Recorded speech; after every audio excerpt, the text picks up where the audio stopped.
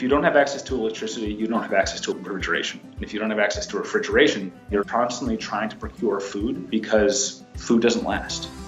For an example, in Africa, 40% of all food that's grown goes to waste before anyone can eat it.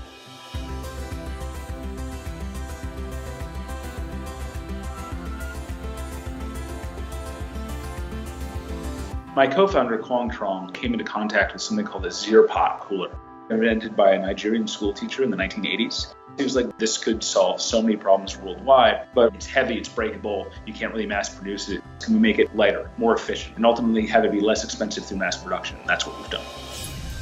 We've essentially created a fabric that mimics human skin. It's called Zyrtec. It allows water to transpirate, and it draws heat out of the unit, and that's how we get our cooling effect. For example, tomatoes in the open air might last for a few days, and one of our containers can last 20 days.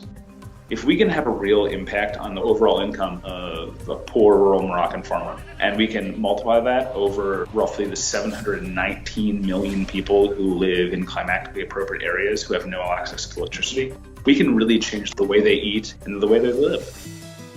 When Kwong approached me with this idea, I thought that this was the most impactful thing I could imagine doing with my life. We can help hundreds of millions of people to live better lives. If that's what it says on my gravestone, I'll be a happy man.